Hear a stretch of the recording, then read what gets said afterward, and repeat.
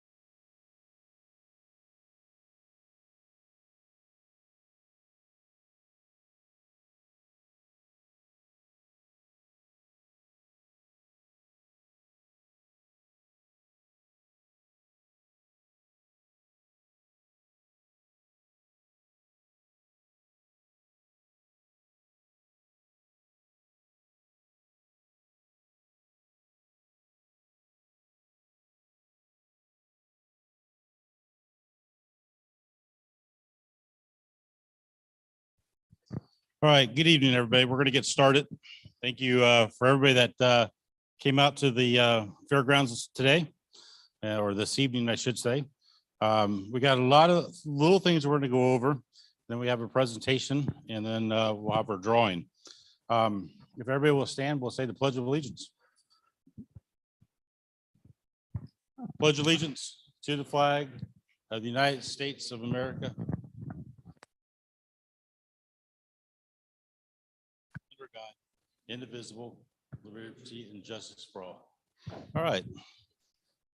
Thank you, guys.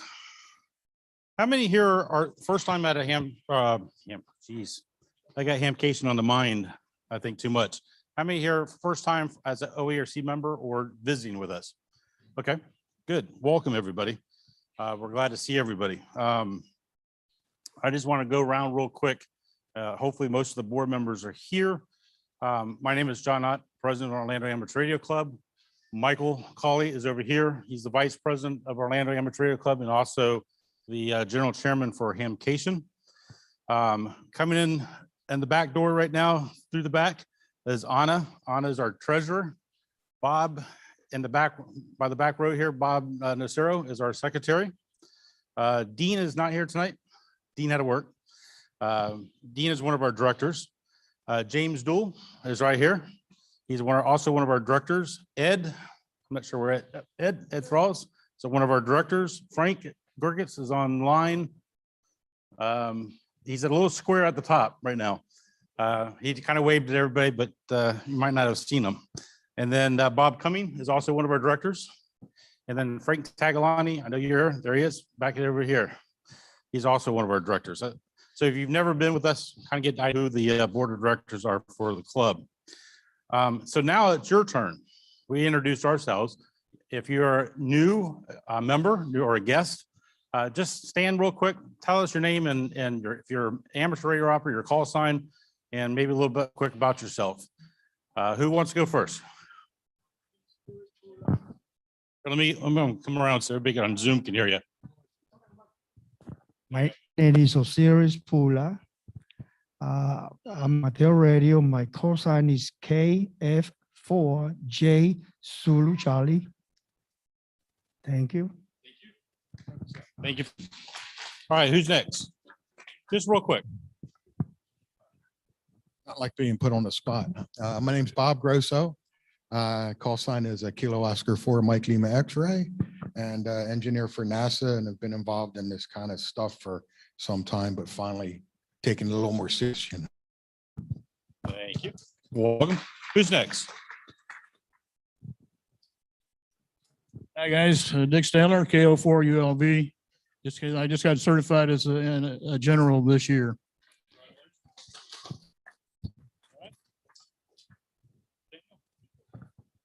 Good evening, I'm Daniel, WP. That's all for now. Welcome. All right, coming down center. There we go. I'm Jerry Jones, but I do not own the Dallas Cowboys. I'm KK4 QDQ and I'm at Full Sail University, and been a I've had a technician license for 9 years, and I'm working toward the general now.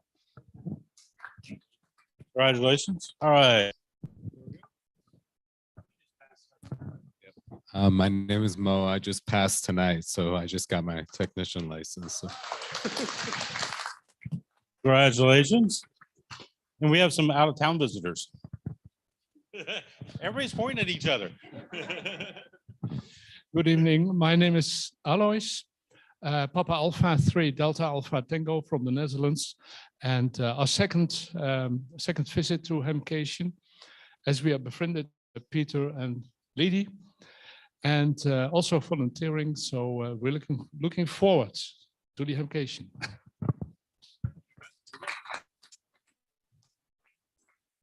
Hello, my name is Femma. I call sign Alpha 3 Delta Kilo. I'm the wife of Alois, and we're friended with Peter and Libby, and we will volunteer at Hamcation. Thank you.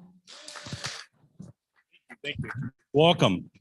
And some people that welcome back to Peter and Liddy. They flew across the pond yesterday to visit us. So we're glad to have them back. All right. Let's see. Bob, you had some results for tests tonight? Yep, there's a microphone there too.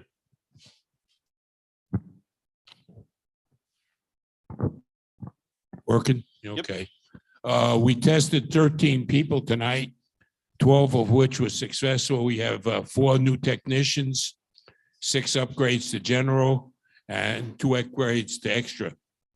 So we are very successful, and we're using a new system under Laurel, which is using the tablets, and it makes life a lot easier for the VEs.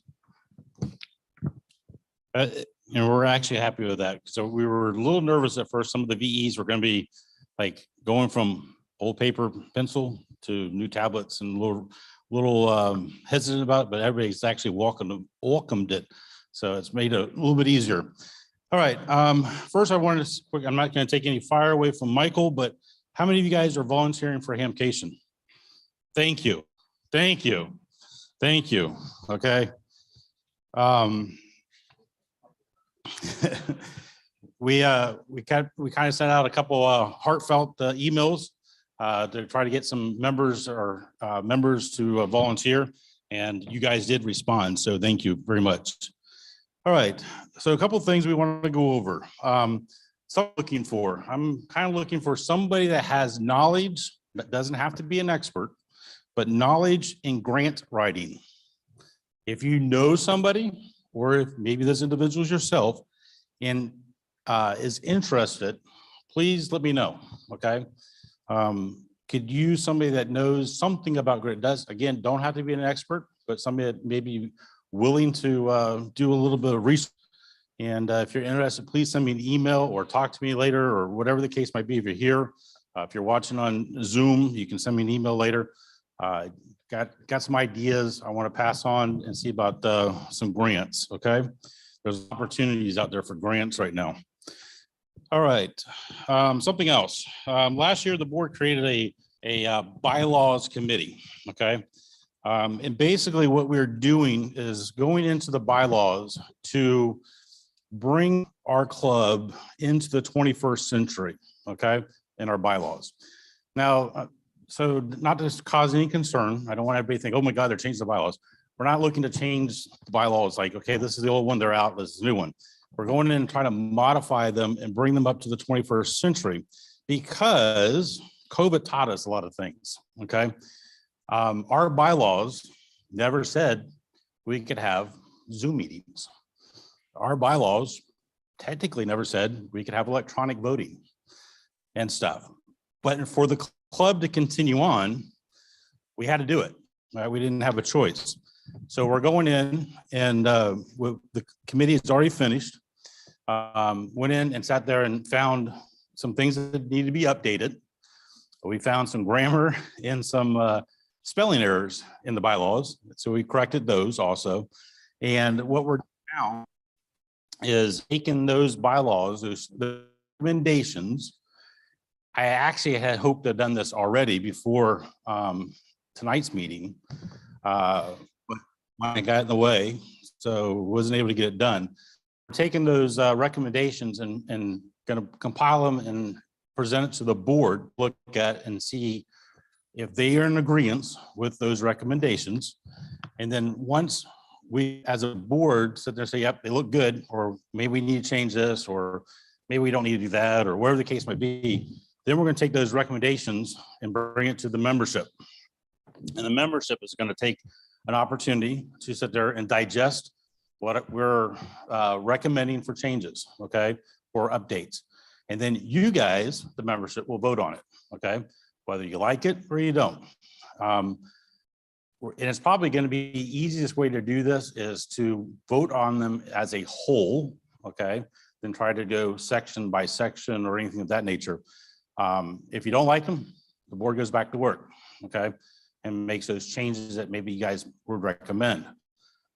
If you like them and you vote them in, then we move on and we make those provisions in the bylaw, the changes and stuff.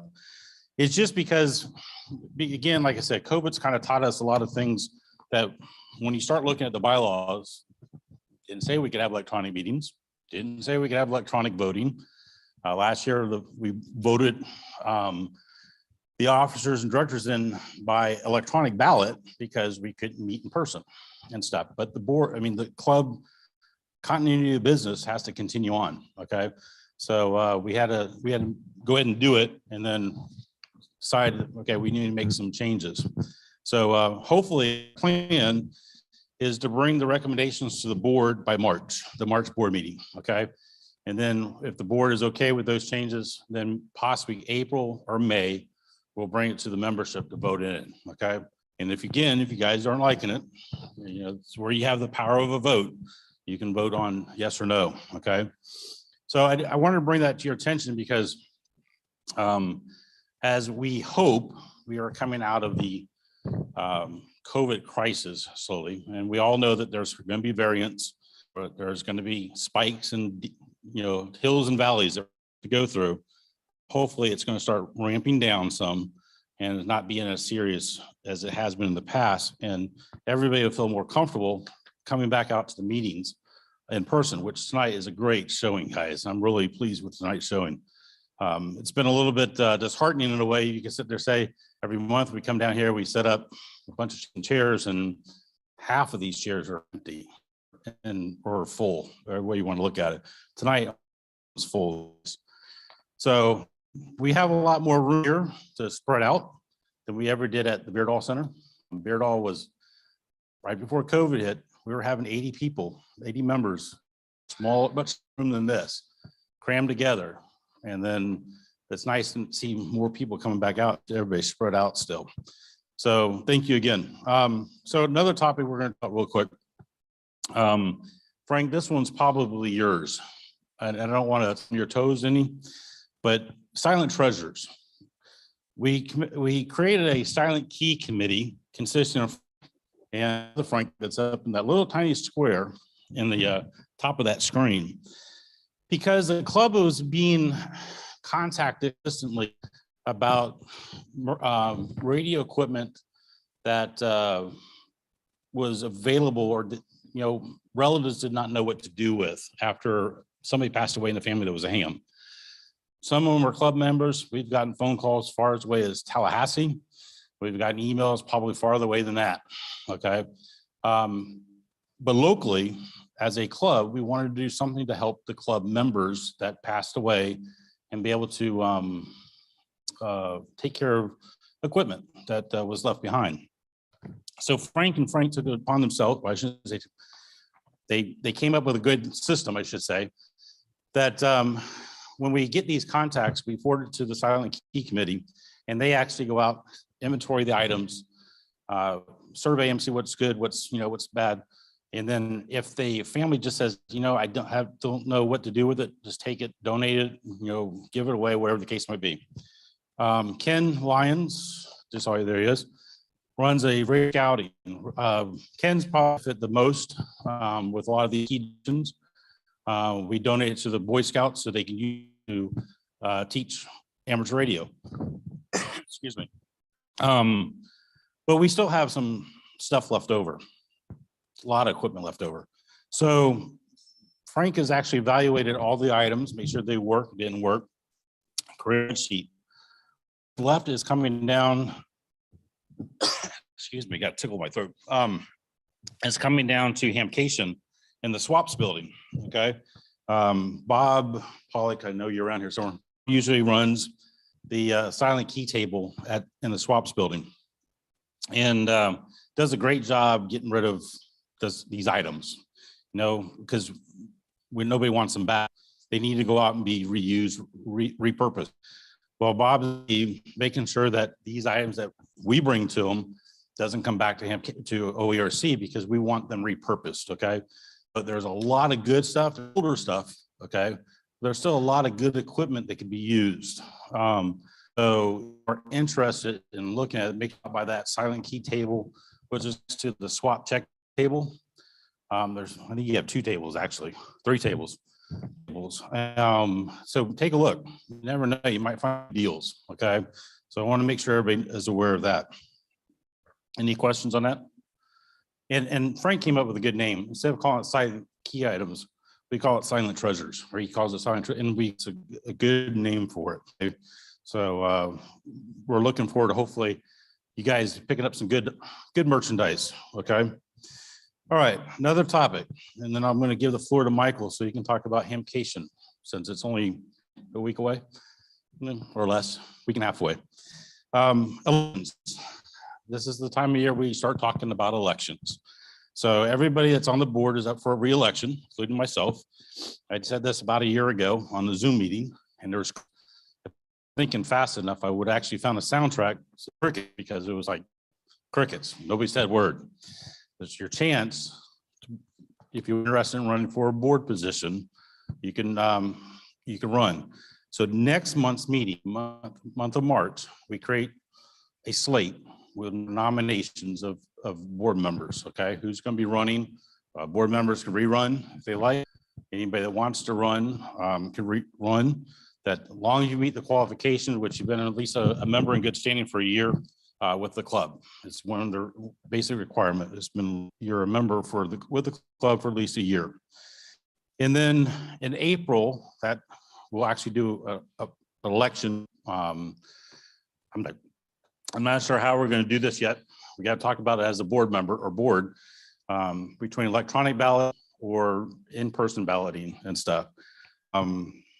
So we'll talk that and see what's going on. Let's say what's going to happen yet, because 2 months from now, who knows what's going to happen in the world, okay? We may be back, I hope not, we may be back to total Zoom meetings, you know. But anyways, I want to make sure that if you're interested in running, you have an opportunity next month to nominate yourself, or at least let the nominating committee know that you're interested in running so you can be added to the slate. So we'll hopefully the guys that are on the board now, guys and gals, are interested in rerunning. If you know, and then of course we always interested in challengers and stuff. So anybody that wants to take on a position, I will sit there and say, I talked to you here just a little bit ago about this. We are a working board, okay? These guys on the board, gals, sorry, on them, work hard, okay? Nobody sits there as far as a position on the board, okay? So if you plan on running on the board, please make sure that you realize it's going to be kind of like a second full-time job. It's a lot of work to be done. So, and that's not to scare anybody. I'm just letting you know the way it is, okay? When I became president years ago, I said, we're not going to have slackers on the board. Don't have time for slackers. It's a big club. Big club needs to have representation, okay? Do stuff. So if you're interested, let us know. Michael, you ready?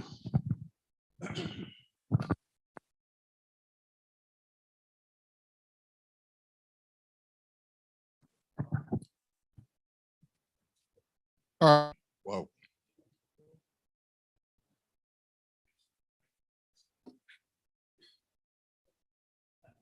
Test 1, 3, 4, 5, 5, 4, 3. Hello, testing 1, 2. Hello. There we go. Sorry about that. First, let me thank everybody that did volunteer for Hamcation. I want to do the opposite. Let me see how many hands that are not volunteering for Hamcation. All right.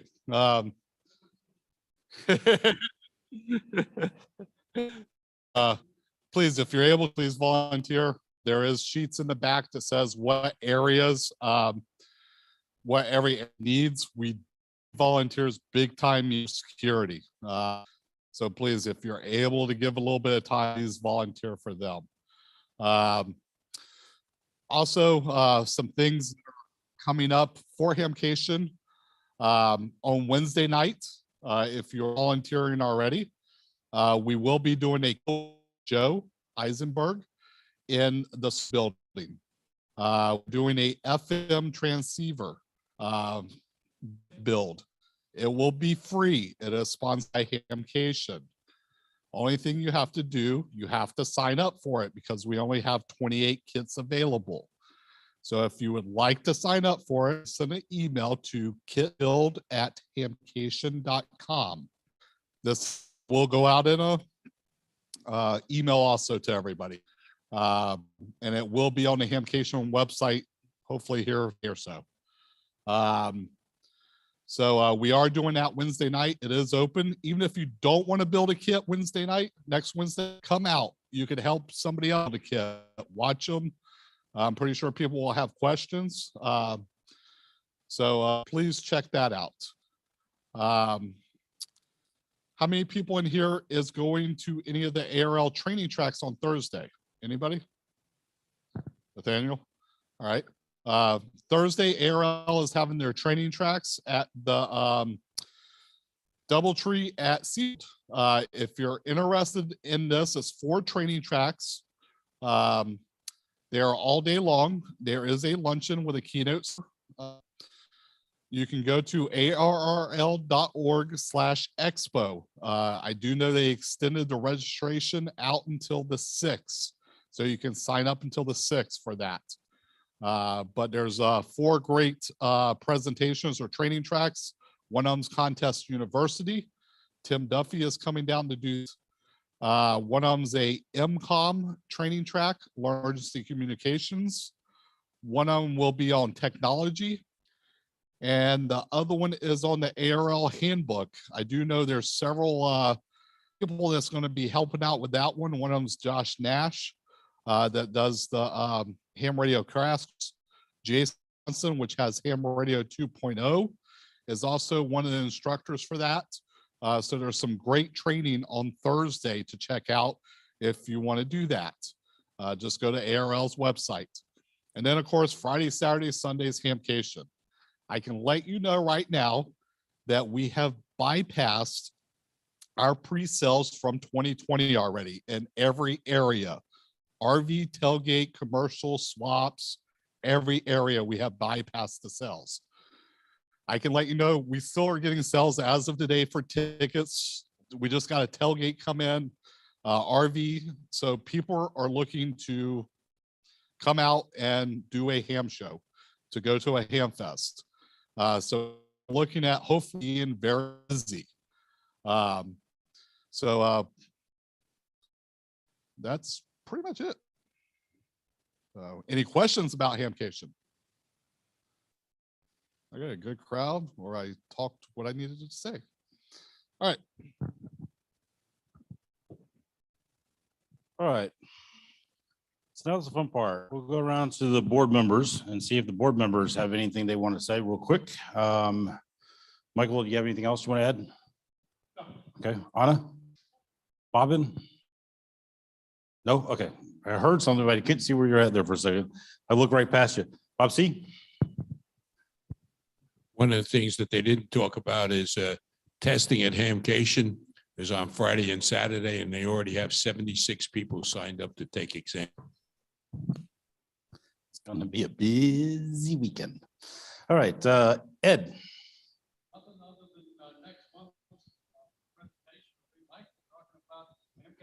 Results. Well, everybody always seems to come out for the meeting after Hamcation to find out the results. So hopefully we've recovered enough to be able to have all those totals for you and stuff. Funny 2020, after Hamcation was over, a good majority of us got sick, possibly COVID, who knows? Testing was available at the time. Everybody was treating it as a flu. And by the time the antibody tests got started in July, they tested, they come back with results negative, but they sat there and said, you could have still had it. They don't know how long the antibodies were supposed to stick around in you at the time. So hopefully none of that happens this year. All right, James. Good, okay. Frank G. Just once again, if you're able to, please volunteer for a little bit of your time. You can get a free ticket and help us out if you really need it. That's Frank G in a bigger square. From the top of the square down to the middle screen, there's you better now. All right, Frank T. Good. And Dean is not unable because of work tonight. So he might have given us an update on something or another, but not here. I can tell you about it. All right, we're going to go around real quick to the club updates after that. Oh, we got word the other day that 75 people are coming in from the ARRL. 75. That's the president, CEO, all the directors, vice directors, a lot of the others, and countless other staff member that are coming down for the. I don't want to. I got an email yesterday. What was yesterday? We got an email from scholarships lady. She sat there and says, told us that she'll be there next week from Connecticut also. And I think everybody's just trying to get out of the snow. So boom, I want to get out of there too. All right, QCWA. Front and center for any reports. Well, I'll keep it short. We had our first meeting in person. That was great. We love the new venue, and he is invited to come out. We meet at Perkins, which is right next to HRO. So you can kind of kill two birds with one stone, or you can get killed when you get home. But either it's worked out great as well. Meet on Thursdays at 1 p.m. And next meeting is going to be March the 10th. So if you're a QCWA person, and I hope you all will come, but no meeting in February because it lies right in the middle of Hancation and, well, you know. Anyway, so if you can't go to QCWA, come out and volunteer. That's all I got. Oh, and we have a net in the evenings on Tuesday nights. Thank you. Thank you. Anything with Lamar's? Anybody from Lamar's? Oh, Jim, come on up. I can't imagine. I can't imagine who the presentation is going to be about tomorrow night. It's going to be great. Hi, I'm Jim Robar, Vice President of Lamar's. We meet in Winter Springs, but our meeting will be tomorrow night, and it's only on Zoom. If anybody's interested, get a hold of me here tonight, and I'll give you the Zoom numbers and identification or ID thing for Zoom. 7:30. So it's the same as this, yeah. 7:30 until usually around 9 o'clock. It wraps up pretty well.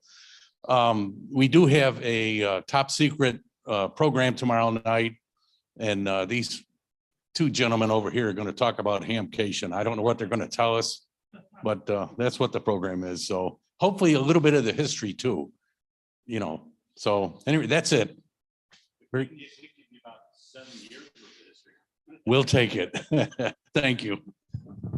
All right, appreciate it. All right, anybody CERT, Ham Radio Group? Nothing to share, nothing new, or haven't set schedule for meetings or anything? Okay. Okay. Cool. Clarkona CERT, anything new?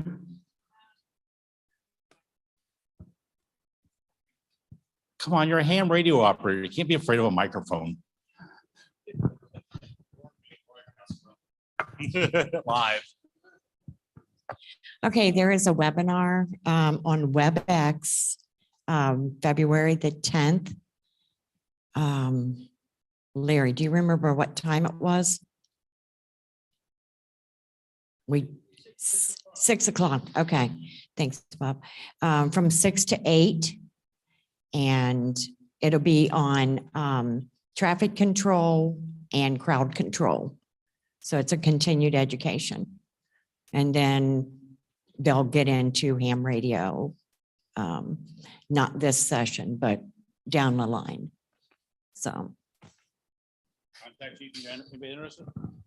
Contact you if anybody's interested. Okay. All right, and we'll make sure if anybody needs Chrissy's information, we'll make sure you got it. Let's see who's on the list. CFRA, Bobbin.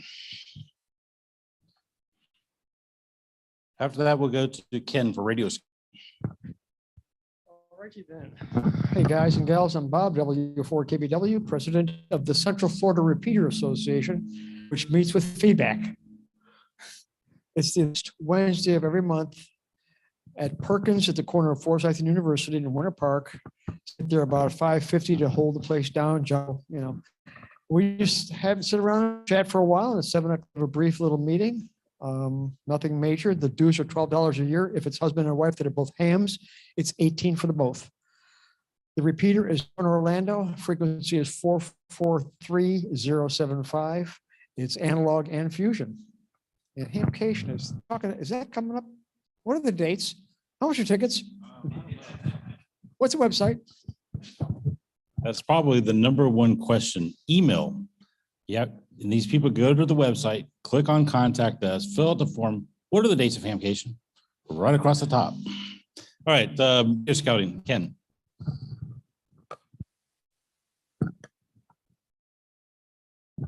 Hi, everyone. My name's Ken. I run the radio scouting for Central Florida Council and for Arrlrf for 5 states and 500,000 scouts. So this Saturday, we're taking down a 100 tower in downtown Orlando. I could use a few helpers on the ground. I'm the trained tower tech that actually has to do all the work, but it helps to have some people on the ground that can pull guy lines and move equipment and loads around. We have 9 scouts confirmed out of 20 to come to Hamcation. They will be earning their merit radio badge. So for those that don't like getting a comic book merit badge at Comic-Con for, in this case, they will be doing the radio merit badge at Hamcation and having different requirements done by different vendors like ICOM, Kenwood, the FCC, and Arrlrf. For events, we have April 9th, Spring-a-Palooza. It's a STEAM Wars event where we have science, technology, arts, where we'll have 2,000 scouts. So we can actually have a bunch of people out there. So if anybody has a rig or would like to test their cert rigs out, we could use a lot of help on that. And a big one is May 13th. It's the centennial celebration for scouting in Florida, 100 years of scouting in Florida. We have 20,000 scouts pre-registered right now at the camp. So this will be the largest event. So almost as like Hamcation at scouting for us. They will be staying there for an entire 3-day weekend. We will be doing the event for just 1 day. Lake County is bringing out 4 of their MCOM vehicles, but we're going to need as many hams, especially mobile and portable units, or even your HT, so they can talk to each other or talk through Simplex. The goal is to give them the experience. A lot of us have learned about radio later in life. Others have actually had the experience now. We have 6-year-olds. Our youngest tech is 6 years old. Our youngest general is 13 years old. The licenses aren't that hard, especially when they're a young sponge. We have kids learning CW in the space of a day. They can, in our event, they learn the word radio scouting. They can do it in 19 seconds, 5 minutes of instruction. So they are very quick to learn, but we need as many hams and helpers as we can. So thank you.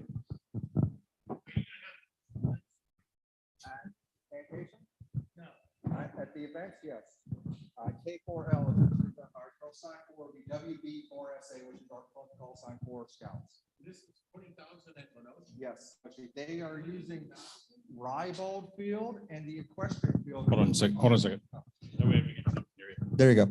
All right. So we have Rybold Field and the equestrian field are going to be filled with tent campers. They are inviting scouts from Miami to Jacksonville. So that's a lot of scouts in this whole area they're trying to bring in.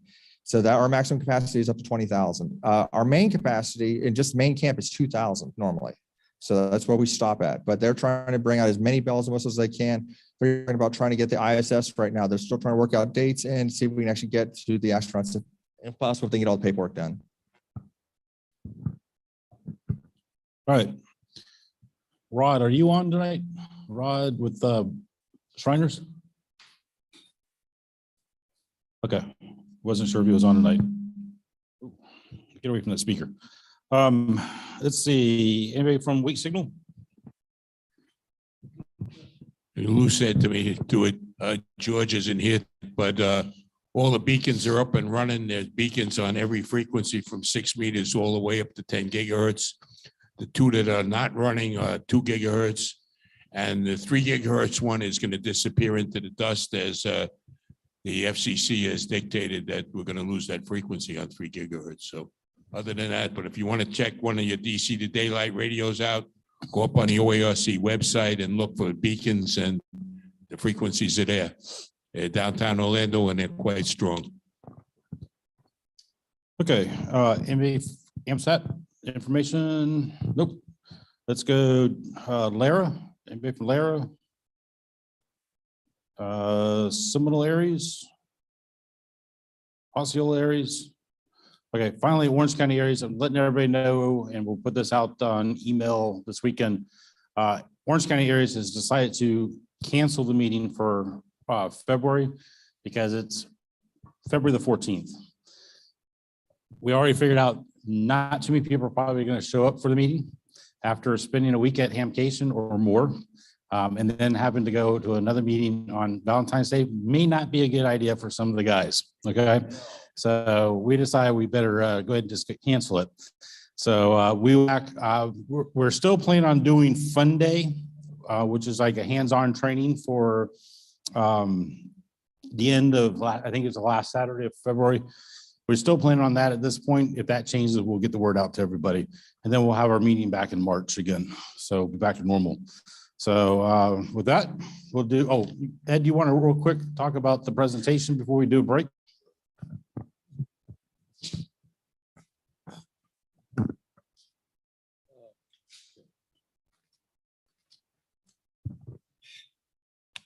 Okay, it wasn't too long ago that you probably read something about amateur radio had rules changes regulating RF exposure. They've had those rules in place for quite some time, but the FCC recently announced changes to those rules that change the way all radio services determine whether they need to do an evaluation or whether they're exempt. This presentation will explain the rules, the changes, and answer some of the common questions hams have about rules and what is expected of them. Ed Hare, W1 RFI, first licensed in 1963 and came to ARRL headquarters in 1986. He's going to make this presentation. It's a video presentation. It's not live. He started as ARRL's product review test engineer, and he became their RFI guru, his call sign W1 RFI, and he now holds the position of laboratory supervisor. He's written a number of RFI articles. He is one of the editors and authors of the ARRL RFI book, and he's the author of the ARRL book on RF exposure and you. And that's what you'll get to see. If you have any questions after the presentation, send me your question and I'll get a hold of Ed Hare to get him to answer them. And I'll get the message back to you, or I'll get the question and answer in the newsletter. Thank you. And just real quick, not to take away anything that you might send to Ed for questions, but I believe Ed's going to be here next week also. So at the Hamcation. Lou?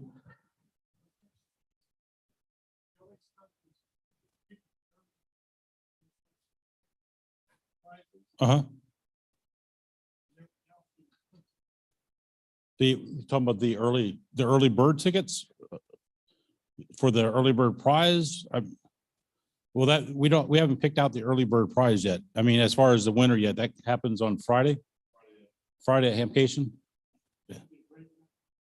Well, yeah, but we've always done and announced it at the Hamcation because it goes up on the screens and stuff. So it'll also be up on the website. Bobbin, do you have something? Real quick? All right, I made a lot of coffee and people have been snatching coffee between now and then. So when you go get your coffee, please don't make full cups. Take a little bit. I got probably enough donuts for one per person. I didn't expect this wonderful crowd of people. I appreciate you showing up. Next time we'll make sure we eat more. Been a little bit less people here. So for you guys at home on Zoom, we're going to take our quick break here. So grab yourself a coffee or a beverage of your choice. Maybe it's an adult beverage. And then we'll get back here in about, say about 10 minutes, about 8:25 for the presentation.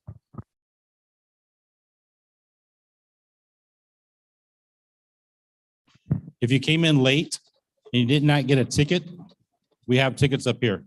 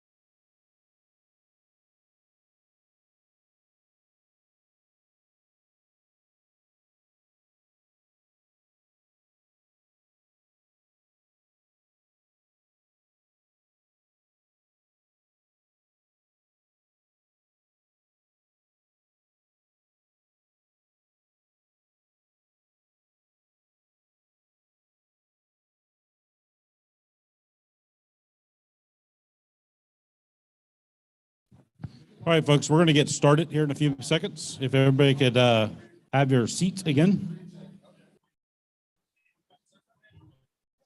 It's actually great to see everybody here and everybody have an opportunity to socialize again.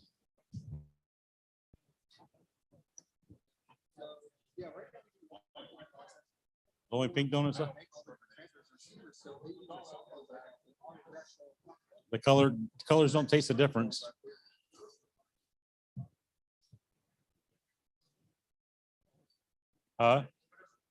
Yeah.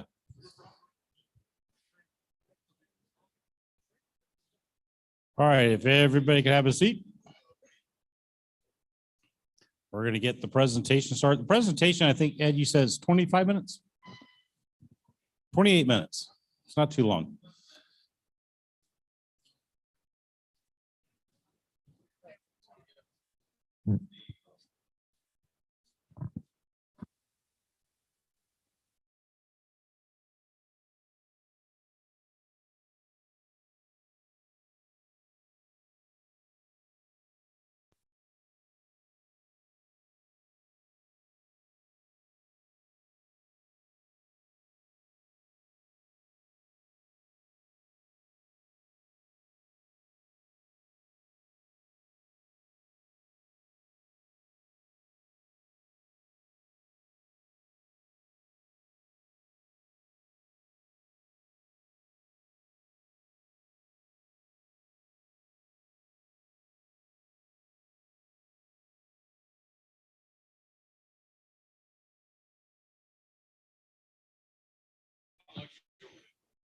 I promise after Hamcation, we'll get it back up. So.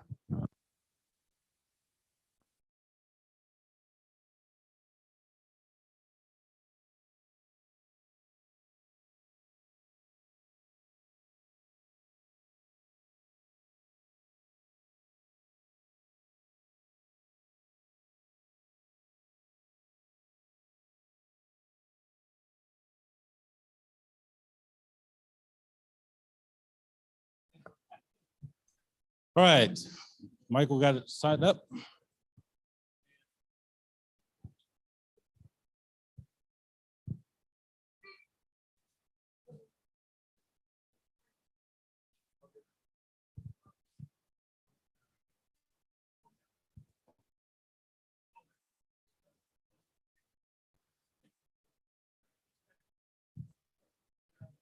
He's asking for a lot now.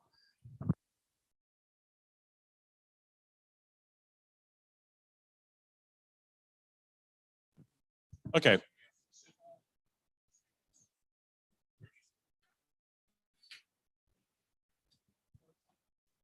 Who? Oh, wow. Okay, ready? All right, folks, we're gonna get started. Sorry about the delay.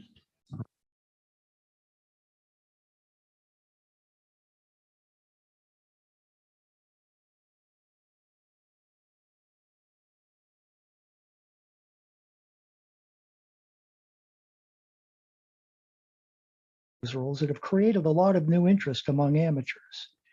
ARRL has prepared this forum to help amateurs. Welcome to the ARRL forum on the FCC RF exposure regulations. FCC rules about RF exposure have applied to amateur radio since the 1980s. The FCC, however, recently made changes to those rules that have created a lot of new interest among amateurs. ARRL has prepared this forum to help amateurs understand these changes and how to apply them to their station operation. Today, we're going to go over a brief history of the rules. I'm also going to talk about the recent changes made by the FCC, talk about the categorical exemptions for some amateur radio stations, and help amateurs understand how to do an RF exposure evaluation. First, let me offer you a little bit about myself. I'm Ed Hare, W1RFI, and I'm the ARRL Laboratory Manager here at headquarters. I've been licensed since 1963, and my original call was WN1CYF, the crazy young fellow, although that's not a great call for CW. I've been with the ARRL Laboratory since 1986, and you know, I'm lucky. I don't know where to draw the line between my personal interest in amateur radio and my professional obligations to my employer. Over the years, I've become an expert in the area of electromagnetic compatibility, EMC, known as RFI to most hams, RF exposure, and equipment product testing. I'm serving on a number of major industry committees to represent amateur radio really counts. For example, I serve on the IEEE EMC Society Board of Directors as its elected Vice President for Standards. I also serve on the C63 EMC Committee as the chair of Subcommittee 5, helping write standards and become FCC rules. We also maintain contact with the FCC on RFI and RF safety issues, and I'm a member of the Arrlrf Safety Committee that's currently working with the FCC on revising its RF exposure information. ARRL also maintains contact with numerous industry groups and major companies, from power line companies, solar companies, wireless power transfer, the cable television industry, and AM broadcasters. The RF exposure regulations control human exposure to radio frequency energy. They do so by defining uncontrolled and controlled environments and limits for those environments. They set requirements for the evaluation of certain radio transmitter installations, such as amateur radio stations. They define categorical exemptions for lower transmitters and exposure, and they define methods by which evaluations can be performed. Since RF exposure regulations were first introduced in the 1980s, these rules have always applied to the amateur radio service. Under rules prior to changes introduced in 1997, however, amateur radio was categorically exempt from the need to do any calculations or measurements of RF exposure. In 1997, the FCC introduced new rules that defined exposure environments, limits, evaluation requirements, and a whole list of categorical exemptions from the need to do RF exposure calculations for the amateur radio service. Some of that changed in 2021. In 2021, the FCC introduced new changes to the RF exposure regulations. These new rules did not change the RF exposure limits or the ways that amateurs can evaluate their stations. The new rules, however, eliminated all service-specific categorical exemptions from the need to perform station evaluations. These new rules replaced the old exemptions with a single formula that stations in all services can use to determine whether an RF exposure evaluation is required. Beginning May 3rd, 2021, all new stations and any changes to an existing station that could impact RF exposure, such as a new antenna, an increase in power, etc., must be evaluated. Stations that were categorically exempt from the need to do an evaluation under the older rules have until May 3rd, 2023 to evaluate their stations. If you previously evaluated your station as required by the old rules, you do not have to do a new evaluation. Your existing evaluation is still good. This table shows the categorical exemptions that were given to amateur radio under the 1997 rules. On each band, it shows the amount of power below which an amateur does not need to do an evaluation of his or her station. The 2021 rules eliminated all of the service-specific categorical exemptions from the RF exposure regulations. These were replaced with formulas that are used by stations operating in all radio services to determine whether an evaluation is necessary. These formulas determine the effective radiated power below which a station does not need an evaluation. The formula uses frequency and distance to determine that ERP. As defined by this rule, ERP is the radiated power of your station compared to the power that would be radiated by a dipole in free space using the same power level. So if you are running 1,000 watts of power to a dipole, your ERP is 1,000 watts. If you were running 1,000 watts to a Yagi with 6.35 dBd of gain, your ERP would be 4,315 watts.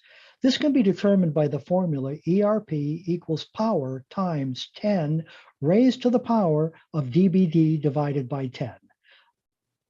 Antenna gain can be specified in dBd, dB relative to a dipole in free space, or dBi, dB compared to an isotropic radiator. To convert between the two, dBd equals dBi minus 2.15 dB, dBi equals dBd plus 2.15 dB. Keep in mind that the distances in these formulas are specified in meters. They are the diagonal distance between any part of your antenna, not your feed line unless it's a single wire feed line, and any area where people may be exposed. This includes the controlled environment that applies to the station operator. If your antenna is 30 meters distance from your property line, for example, but 3 meters above your head on the second floor, you need to use the distance of 3 meters in making this calculation to determine exemption. You may have noticed in the table that it cannot be used in distances that are defined by the region of wavelength divided by 2 pi. This is known as the near field boundary of the radiating antenna. In feet, the near field boundary is defined by the formula 984 divided by the frequency in megahertz divided by 6.28. Some examples of the near field boundary distance are on 3.8 megahertz, 41.2 feet, 7.3 megahertz, 21.5 feet, 14.3 at 11 feet, and 146 at 1 foot. These are not the distances people must be from your antenna. This is not an RF exposure evaluation, but they represent the near field distance in which these exemption formulas cannot be used.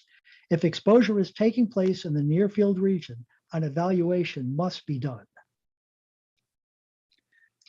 Here are some examples of the results of calculations I performed using those formulas. On 3.8 megahertz at 20 meters distance from your radiating antenna, if your ERP is 95,000 watts or less, that station is categorically exempt from the need to do an evaluation. On 3.8 megahertz, if you are 3 meters distance with areas of exposure, if your ERP is 2150 watts or less, you do not need to do an evaluation. On 14.3 megahertz at 10 meters distance, as another example, an ERP of 1687 watts or less is categorically exempt from doing an evaluation. On 29.7 megahertz at 5 meters distance, 97.8 watts is the ERP that sets the threshold. And on 146 megahertz at 3 meters distance, an ERP of 23 watts or less is categorically exempt.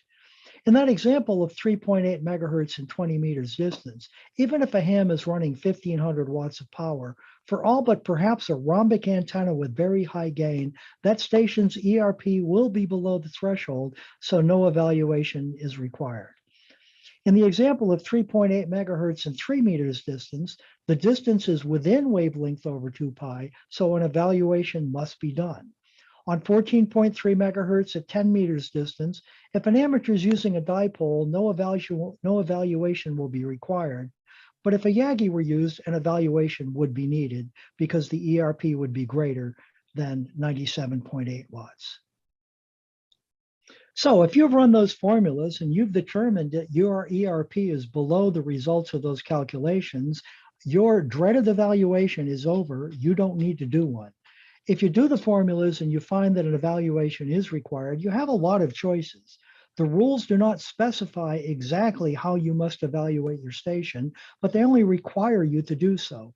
The FCC relies on the demonstrated skills of the amateur radio service in determining how to best apply the evaluation requirement to a particular installation. I'll point out too, it may be just as easy to do an evaluation as it is to do the calculations to determine that you don't need to evaluate your station. Online calculators are available that make that evaluation easy. You may perform this evaluation by a simple calculation. You could use antenna modeling or actually make measurements, although most hams can't make accurate measurements.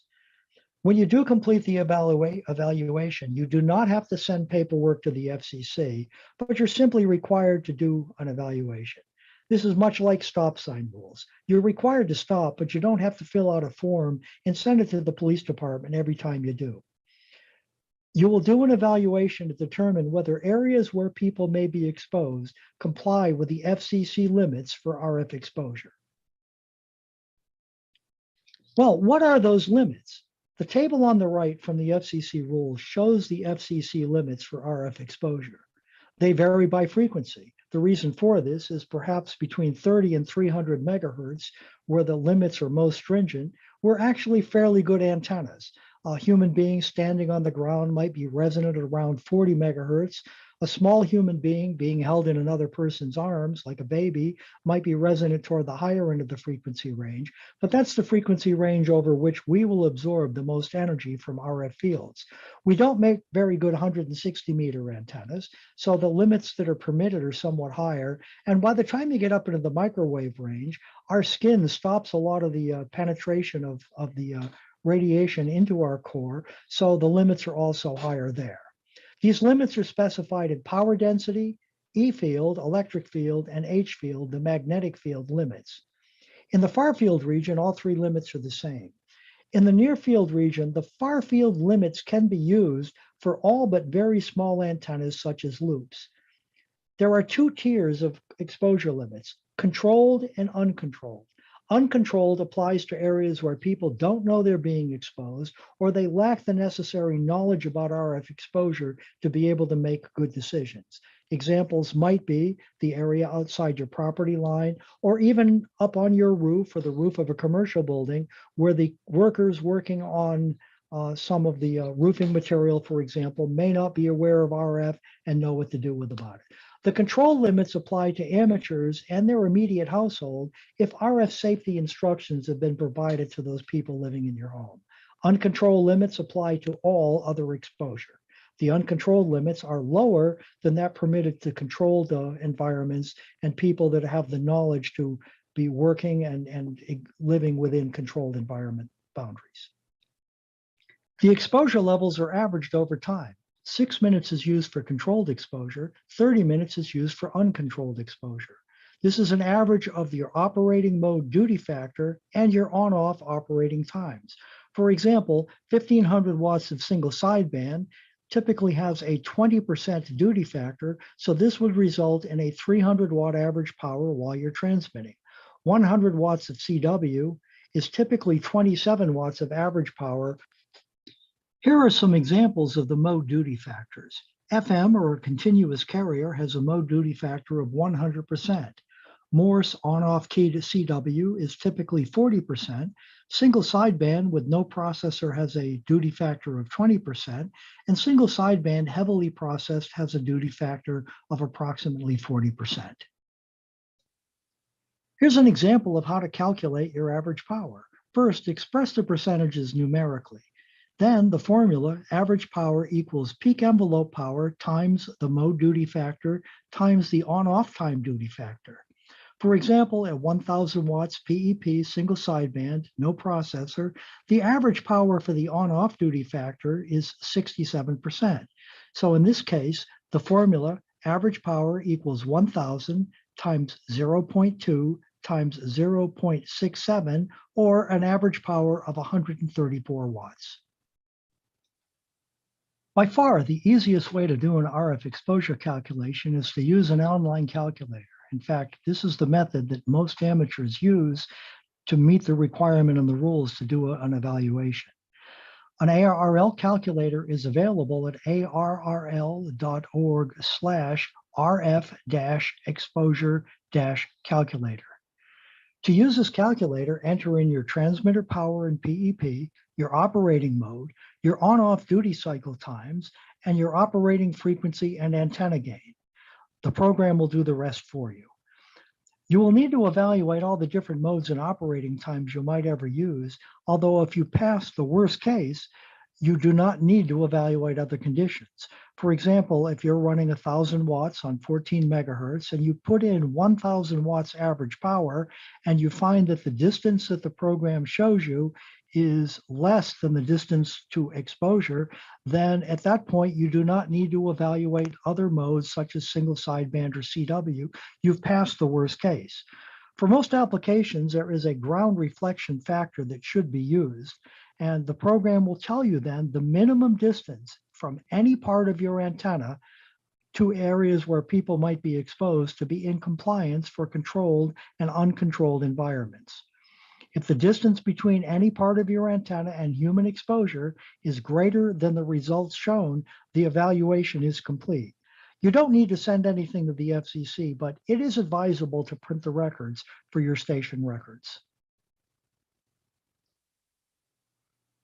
This might be a little hard to see because I wanted to put the entire calculator on one screen, but this shows you the factors you will need to enter to evaluate your station. For example, here is the power at the antenna, PEP. You will indicate your mode duty cycle, in this case, single sideband, no speech processing. You click that button, the program will calculate the 20% part for you.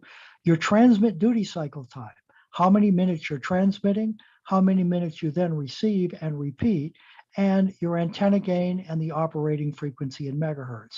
When you hit the calculate button down below, this will end up telling you the results for the controlled and the uncontrolled environments, giving you the minimum safe distance in feet or meters for each of the bands that you're going to enter above. You may need to do this for each band. You may need to do this for each mode. But again, if you run that worst case calculation, putting your maximum transmit power here, at that point, if you pass, you don't need to do any of the other calculations. Here's an example calculation to show you. We entered 600 watts of transmitter power, 20% duty cycle for conversational single sideband. I transmit for 10 minutes, receive for 10 minutes, and repeat. I have an 8.5 dBi gain antenna, and I'm operating on 14.35 megahertz. I'll then hit the calculating button, and it will determine what the minimum distance is to be from any part of my antenna. In this case, too, the Arrl calculator gives you an option of entering an email address. And if you do so, when there are updates to the FCC rules, changes in the calculator, or any new information published by Arrl, we'll send you an email to let you know. And here is the result of my calculation. It first gives me the maximum allowed power density on that particular band and frequency, and it tells me what the minimum safe distance is in feet. In this case, for controlled exposure, I need to be 6.5 feet away from my antenna. Well, if my antenna were 30 feet in the air, 10 feet above the house, I am not going to be within 6.5 feet. So that station has met the limits for controlled exposure. Uncontrolled exposure, where the limits are a little bit lower, the minimum safe distance is 11.9 feet. Again, when that antenna is only 30 feet in the air, even though it was a Yagi, I am well in compliance with this up to my property line and at my neighbors' houses. So at that point, the evaluation is over. I can print the results and I'm done. And this shows you the results of my calculation. And again, 600 watts PEP was assumed. The antenna is a Yagi up 30 feet in the air. It's a neighborhood of single family homes. And the distance to both the operator and neighbors is greater than the distances shown. So this station passes. I'm going to print the results and have that in my station records. Well, when can this calculator be used? The answer is really for almost all antenna types. It does use the far field formulas for decay of field strength and power density versus distance, but this is accurate for all but very small antennas right up to the antenna. For small loop antennas, you can use the table in the Arrl RF exposure and U-book. This is available for free download as a link on the Arrl RF exposure page, and you can look at the references at the end of this presentation if you want to see all of those links in one spot. Well, if you ran the calculator when you're passed, that's great, but oh no, I failed, and now what? Well, don't panic. The RF calculator page is very conservative. If you don't pass, there are other ways to evaluate your station. You can use antenna modeling. Most modeling programs calculate either the electric or the magnetic field near antennas. You can run these calculators using your average power to the antenna and determine the field strength at any location. You'll then compare that field strength to the limits, and if you pass using this more accurate antenna modeling method, your evaluation is complete. The RF exposure in U-Book I just mentioned contains many examples of antennas modeled at different heights, so you can use the tables in that book to determine compliance distance in most cases. You can make measurements, but this is beyond the capability of most hams. Those inexpensive handheld EMF meters are not accurate and really can't be used to make accurate measurements for the purposes of station evaluation. Let me run through you one antenna modeling example. I used EasyNet, an antenna program that's widely available, and I programmed in a 20-meter 5-element Yagi array. I set the frequency to be 14.2 megahertz. I told it the number of wires, sources, loads, and a number of other factors. I included a ground type. I put the antenna over real ground. And having modeled the antenna, I can now use the program to calculate my electric and magnetic field strength. This shows you the dimensions of the wires. And in this program, I'm going to program in the X, the Y, and the Z, the height factors of the antenna conductors, and it will give me something similar to this, which will show me the visual representation of the antenna to tell me that I created the model correctly. It really doesn't take too much time to enter these in if you know your antenna's dimensions, and this can give you some very accurate results of electric and magnetic field strength near an antenna. I then used the EasyNet program to do a model of the electric field near my antenna. I took the antenna I had just programmed in, and I asked the program to calculate the electric field, starting at a distance right under the antenna, going out 100 feet away. I chose 5-foot steps, so I'd have a reasonable sized table on the right. And I did this at a height of 10 feet, simulating the height of my neighbor's first-story home. The program then calculated at each distance from that antenna, each of the points that result from this matrix, what the total electric field would be. And in this case, my maximum electric field looked to be at a distance of about 60 feet from my antenna at 21.4 volts per meter. This is below the limit for 20 meters. So in this case, even if I were running a 1500 watt tune-up signal, I have just demonstrated with evaluation that my station is in compliance with the rules. The RF exposure in U-Book has done a lot of this modeling for you. And I'm showing here that same 5-element Yagi, pointing out that those worst case formulas determine what the field strength would be along this axis, with that point typically being higher than the antenna. The modeling we did modeled the electric and magnetic field strength at a height of 6 feet, a human standing on the ground, a height of 12 feet, which is the distance typical of a first story in a neighboring home, and a height of 20 feet, a second story in a neighboring home, not an uncommon situation.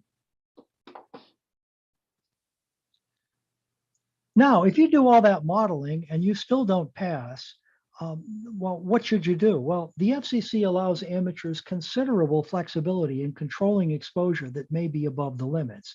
You can, for example, adjust your power downward frequency, choosing a lower frequency in which the limits are lower. You could choose a different antenna type, control your antenna pointing, operating mode, or even access to areas where exposure may occur. For example, if you were to find exposure is above the limits at a neighbor's house, you can reduce power if your antenna is pointing in that direction when a neighbor might be home. Or if you're certain no one is in that house, you could run full power even while pointing at the antenna at the house. The rules do not control maximum field strength from your antenna. They control actual human exposure.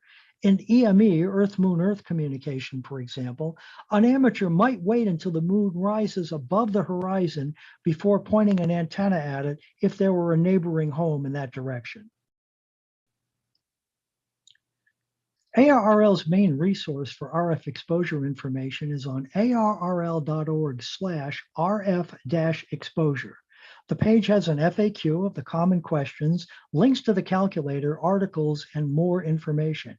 It also has a free link to the ARRL book, RF Exposure and You. You can download the book with a caveat that some of the information in the book, written in 1997, has been superseded by the new rules, such as those categorical exemptions found in the old rules that I showed you on an earlier slide. The ARRL also has an RF safety committee consisting of some world-class experts in the subject area, advising ARRL on RF safety, helping it prepare its information, and presently working with the FCC to ensure that the FCC resources will also be amateur-friendly and something amateurs can use to actually evaluate their stations. This will be a little hard to see as well, a little small on some screens, but the ARRL RF Safety Committee consists of a number of people who've had considerable experience in the area of RF exposure, medicine, and various associated disciplines.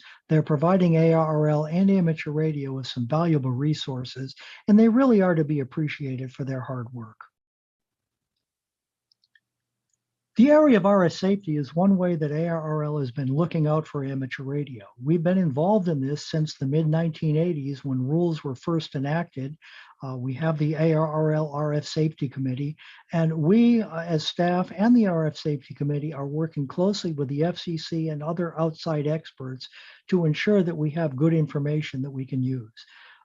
The FCC is currently revising its information on RF exposure. It has OET Bulletin 65 and Supplement B for amateur radio that needs to be updated so that we can comply with the new rules for evaluations that supersede some of the earlier categorical exemptions.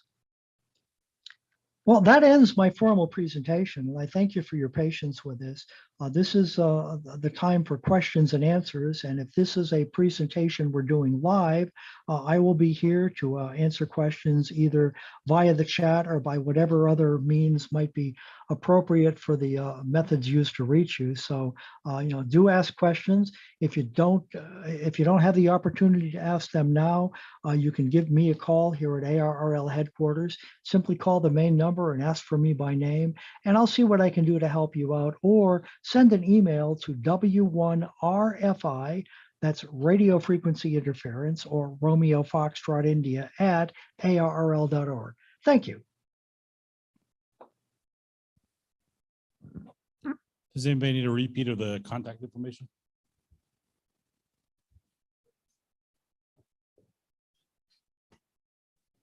Okay. As Ed mentioned at the beginning, that we can always send Ed an email, and he'll forward it up to Ed Hare. Again, Ed should be here next week for Hamcation, as long as the ARRL team hopefully doesn't get snowed in between now and then. So you'll be able to see Ed here at Hamcation too, so you can ask the questions. Everybody's homework assignment is go home and use the calculator and see what you come up with. And so I think most of everybody should be okay. So, yep. Library of models for Popular antennas, I'm not aware. I'm not sure. They may, I don't know if they have it online, but they may have a lot of that information in the lab and stuff. So maybe a good question to send to Ed. And Lou's question was if they had a library of popular antennas that I assume that they probably have done evaluations of or something. Hmm.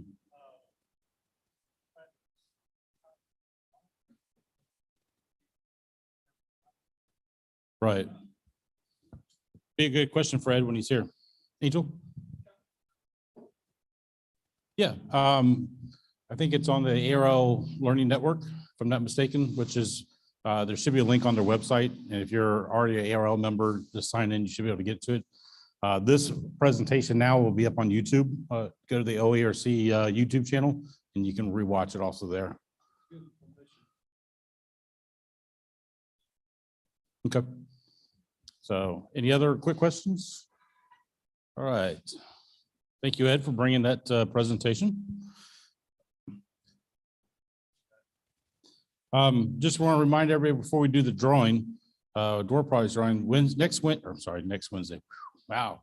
Next meeting is Wednesday, March the 2nd, here at the fairgrounds. Tonight's door prizes, got a little multimeter, got a diamond antenna dual band SRH770S. Might not fit everybody's radio, but it's an option. And then everybody's little favorite pin light battery or pin light flashlights. Never have too many of those things laying around your house. Ready? You gonna draw? Don't forget about all the prizes that Hamcation will have next week.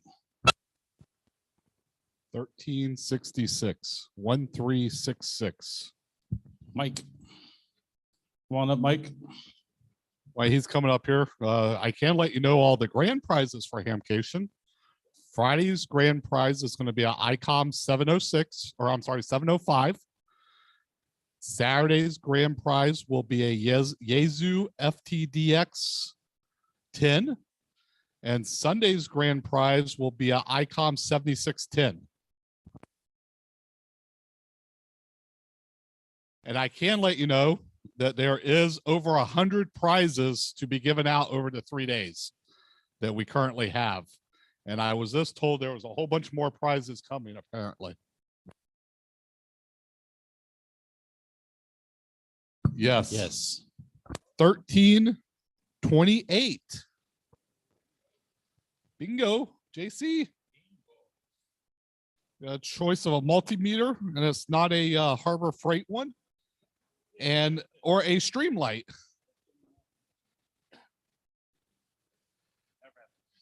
All right, next up. 1360. 1360. Going once. 1360. All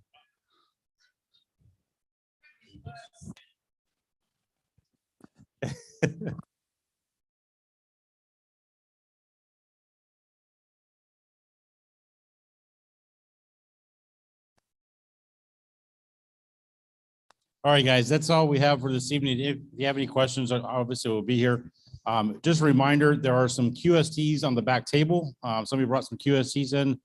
Please feel free to take some. There is HRO catalogs because we do have a friendly neighborhood HRO store now. And then, of course, if you haven't volunteered for Hamcation yet and are interested in volunteering for Hamcation, there are sheets back there letting you know what